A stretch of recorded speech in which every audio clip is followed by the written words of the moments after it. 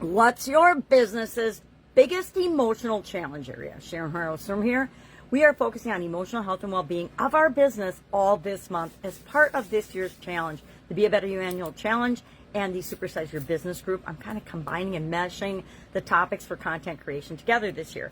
And today's topic and this month's entire topic is emotional health and well-being. Now we want to identify your biggest challenge area in order to apply the SOAP framework to it. We want to soap it up so we can supersize your business and either mitigate, minimize, or eliminate it altogether in your organization. Some things will come up, on a regular basis, and we just deal with them as they come up. Other things are kind of systemic, and we want to take care of them and make sure that we mitigate any circumstances that would be negative on our organization. This involves emotional things that come up in our culture. If we have a hustle culture, for example, depending on the type of business you're in, a hustle culture that's snuck in the back door of your organization may be detrimental. If people are feeling anxious, depressed, stressed out, overwhelmed, all of those things are things we want to take care of, mitigate, and eliminate in our organization. A lot of times when we're growing and supersizing, people's roles are changing, and that can cause a lot of stress and drama and trauma to people. And we want to make sure that our growth is in a way that other people can grow along with us and that they can create the lives and the emotional health that they want, just like we want to for our organization and the culture of our organization. So today we are going to identify one emotional challenge area, probably our biggest emotional challenge area, and we're going to apply the SOAP framework to it over the next 4 days. So how can we go about doing that? I like to check and say, okay, what's the current emotional temperature of our organization? Just like a thermometer, I like to measure things. I like to take things that are really subjective and emotional, spiritual, mental, things like that, mindset, culture. The whole topic of culture tends to be very emotional and very hidden from our eyes. A lot of times because we don't want to see it.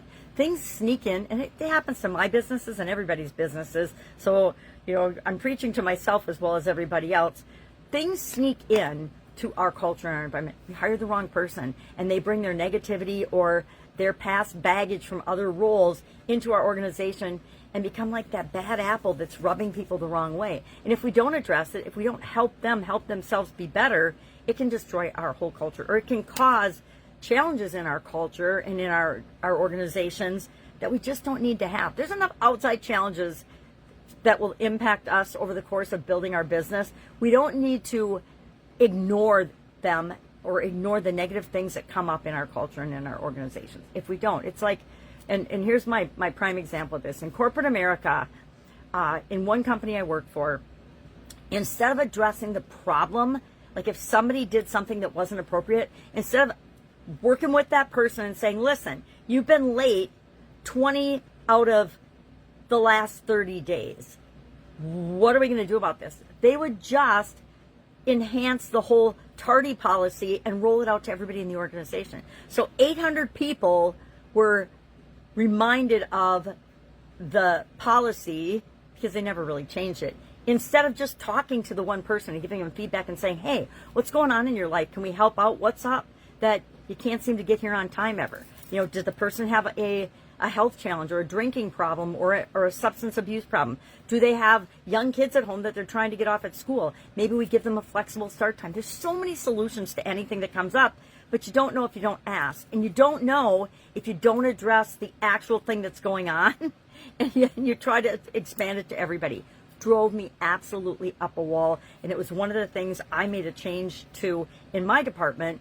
And then that spread to the rest of the organization, was like, listen, these are our policies, these are our standards, but if somebody has a performance issue, that is a totally different thing. I literally did 1,000 performance appraisals in 1 year with that organization to address that kind of thing that was going on in our culture. All right, so what do we know what that is? If you don't know, ask other people. Ask 10 people in your organization, what's the current temperature, or what is the biggest challenge emotionally in the company, working in the company? What are you hearing most?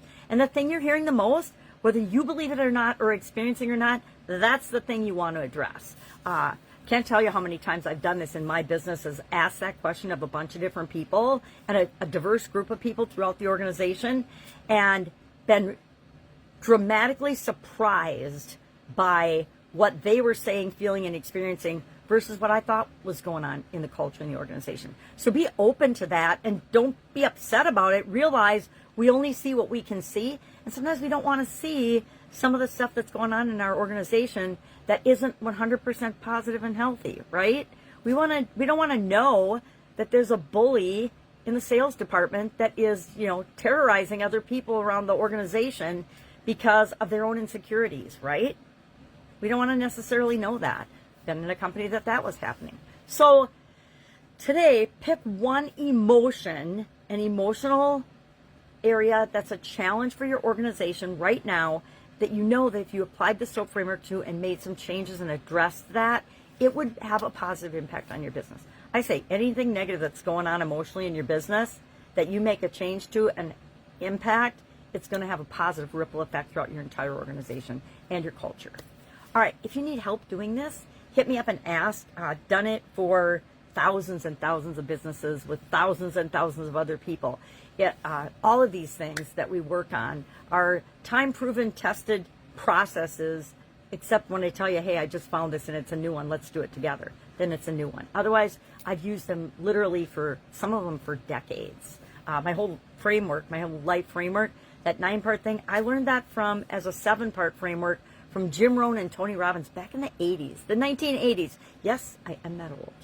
All right, so what are we doing today? We are picking one emotional challenge area that we want to apply the SOAP framework to over the next 4 days. All right, have an amazing day, and I'll, of course, be with you tomorrow.